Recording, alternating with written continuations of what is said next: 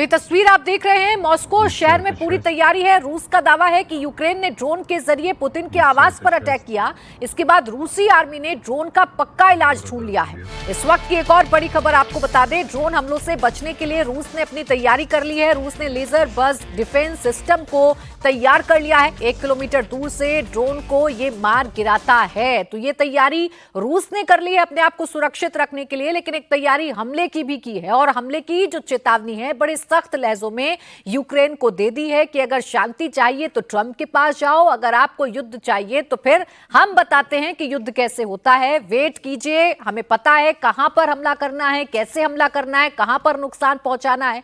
तो ये चेतावनी बड़े सख्त लफ्जों में रूस की तरफ से दी जा रही है। यूक्रेन ने हमला किया है, यूक्रेन भी लगातार रूस पर हमले कर रहा है, लेकिन ये हमले कहीं यूक्रेन को भारी ना पड़ जाए आने वाले वक्त में, ये अब देखना वाकई में दिलचस्प होगा। क्योंकि रूस ने अवधेशी सीधे सीधे कह दिया है, छोड़ने वाला नहीं हूं। आपने जो हमला किया है उसका बदला कैसे लेना है हमें पता है। ये देखिए, दोनों घटनाओं को जरा मिला लीजिए। यमन के जो मरल्ला बंदरगाह पर वो हमला है, अभी जो रूस कह रहा है, इस दुनिया का क्या कोई वर्ल्ड ऑर्डर है कि नहीं है?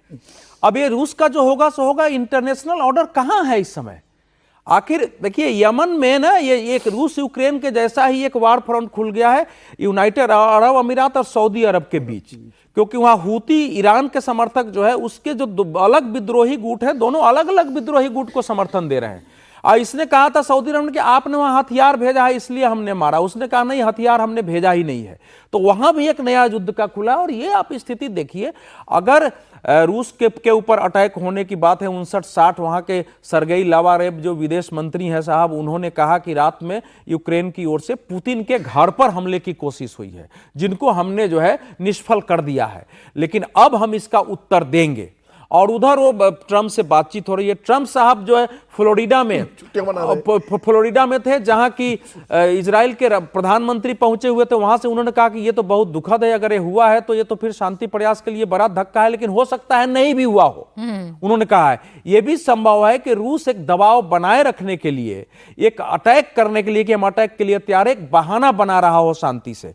क्योंकि जेलेंस्की के प्रवक्ता ने इससे इनकार भी किया है कि हमने हमले किए हैं।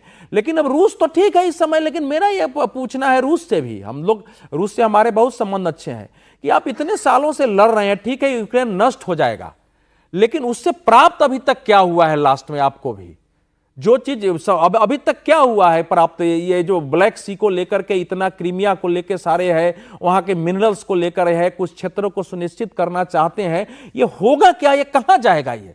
इसलिए दुनिया के सामने ये प्रश्न हम तो विश्लेषण कर देंगे कि भाई ठीक है वो हमला करेंगे, इनको फिर यूरोप देगा थोड़ा सा, फिर हमला होगा, फिर ट्रंप आएंगे, फिर बैठक होगी, हो सकता है कोई शांति का रास्ता निकले, लेकिन अस्थायी शांति नहीं होगी। तो ये जो रूस की अभी धमकी है, एक बिल्कुल स्वाभाविक धमकी है। हमारे देश में या किसी भी देश में अगर ये खबर फैल जाए कि राष्ट्रपति या प्रधानमंत्री के आवास पर हमले किए गए हैं, तो उस देश का रिएक्शन ऐसा ही होगा, वो कमजोर नहीं हो सकता।